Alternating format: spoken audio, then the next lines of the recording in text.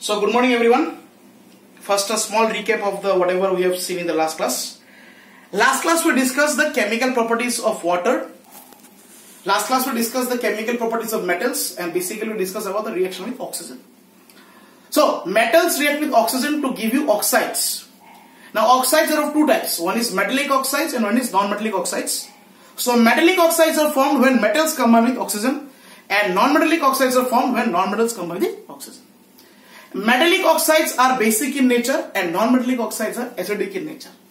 Metallic oxides turn red litmus blue and non-metallic oxides turn blue litmus red. And you learned about the coating. Copper acquires a green coating when it is passed through moist water. You got a reaction also.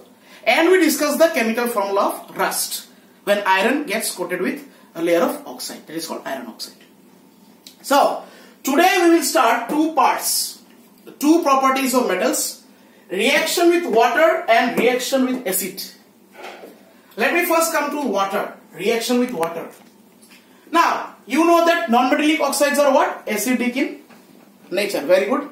So, SO2 is non-metallic oxide if you react with water. So, SO2 plus H2O gives you H2SO3, which is sulfurous acid. In notes you will get. So, this is basically sulfurous acid. So, sulfur dioxide getting treated with water gives you sulfurous acid. Sulfur trioxide getting treated with water gives you sulfuric acid. This is sulfur trioxide, H2, SO3 plus H2O. So, H2S, 3 plus 1, 4. So, these are non-metallic oxides and hence they are acidic and they turn blue litmus red because they are producing what? They are producing acids. And for example, if I take one more non-metallic oxide which is carbon dioxide, it reacts with water, it gives you carbonic acid, H2CO3. So these are some of the reaction of oxides with water. Now, students, there are many other elements which are there. For example, sodium reacts vigorously with water. Potassium reacts also with water. But nowadays what happens, some kind of metals are stored in kerosene also. So that because they vigorously react with air and water. For example, sodium is a very reactive metal. Potassium is a very reactive metal. But phosphorus is not that reactive as sodium and potassium are. So there are some kind of exceptions where you need to study those. Those exceptions you will get in your class notes. No problem about that. So next we come to reaction with acids. So in this part, metal plus acid, you should note the main formula. Metal plus acid will also always give you salt and hydrogen gas. And this hydrogen gas can be tested by bringing a matchstick near the test tube.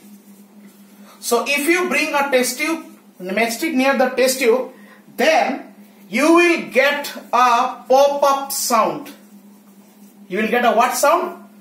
Pop-up sound. Now, because I don't have the gas here, so I would have shown you. In laboratory in school, real I will show you. You will get a pop-up sound. Poof.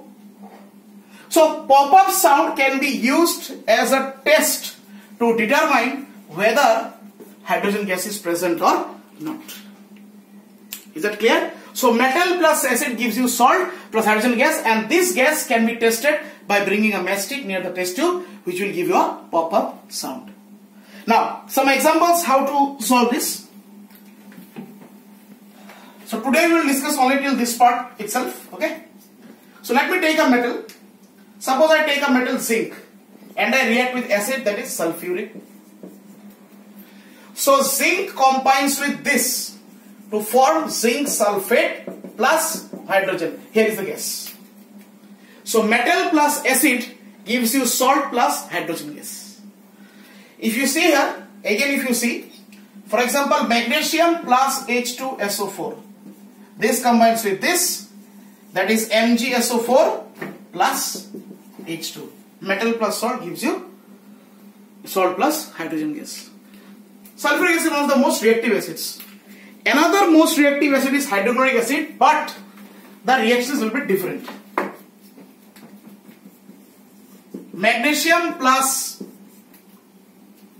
hydrochloric acid. So magnesium will combine with chlorine, but students, the formula of magnesium combined with chlorine is actually MgCl2 plus hydrogen. Metal plus acid gives you salt plus hydrogen gas. Now here Cl2H2. So you put a 2 here to balance the reaction. So all of you try at home. Zinc plus HCl gives you what? Plus what? So that's all for today's class. This is basically reaction of metals with acids and reaction of metals with water. So tomorrow will come out of displacement reaction. This is another topic, important topic. So today I'll give you the notes and you practice these kind of things in your home. So once again, metal plus acid gives you salt plus hydrogen gas. Thank you. Have a good day.